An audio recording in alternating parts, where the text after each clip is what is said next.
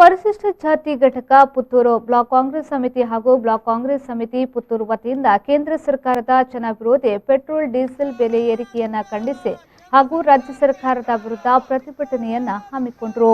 ಈ ಸಂದರ್ಭದಲ್ಲಿ ಮಾತನಾಡಿದ ಯಂಗ್ ಬ್ರಿಗೇಡ್ ಸೇವಾದಳದ ಅಧ್ಯಕ್ಷರು ಯುವ ದಲಿತ ನಾಯಕರಾದ ಅಭಿಷೇಕ್ ಬೆಳ್ಳಿಪಾಡಿ ಅವರು ಭಾರತದ ಇತಿಹಾಸದಲ್ಲಿ ಪ್ರಪ್ರಥಮ ಬಾರಿಗೆ ಪೆಟ್ರೋಲ್ ಬೆಲೆ 100ರ ಗಡಿ ದಾಟಿ ಗಿನ್ನೆಸ್ ದಾಖಲೆ ಬಾರಿಸಿದ ಮೋದಿ ನೇತೃತ್ವದ ಕೇಂದ್ರ ಸರ್ಕಾರದ ನಡೆಯನ್ನ ಖಂಡಿಸಿದರು।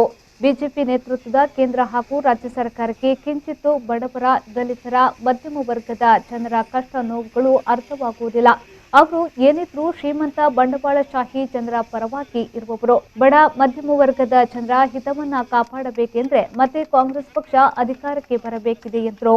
ಈ ಪೆಟ್ರೋಲ್ ಡೀಸೆಲ್ ಬೆಲೆ ಏರಿಕೆಯನ್ನು ಆದಷ್ಟು ಪ್ರಮಾಣದಲ್ಲಿ ಇಳಿಸಿ ಮುಂದಿನ ದಿನಗಳಲ್ಲಿ ಒಳ್ಳೆಯ ರೀತಿಯಲ್ಲಿ ಆಡಳಿತವನ್ನು ಮಾಡುವಂಥ ಶಕ್ತಿ ದೇವರವರಿಗೆ ಕರುಣಿಸಲಿ ಅಂತ ನಾನು ಪ್ರಾರ್ಥಿಸುತ್ತಾ ಈ ಪ್ರತಿಭಟನೆ ಇದು ಕೇವಲ ಸಾಂಕೇತಿಕವಾಗಿ ನಡೆಯುವಂಥದ್ದು। ಮುಂದಿನ ದಿನಗಳಲ್ಲಿ ಈ ಜನವನ್ನು ಇಳಿಸದಿದ್ದರೆ ನಾವು ಖಂಡಿತವಾಗಿ ಉಗ್ರವಾಗಿ ಪ್ರತಿಭಟನೆಯನ್ನು ಮಾಡುತ್ತೇವೆ।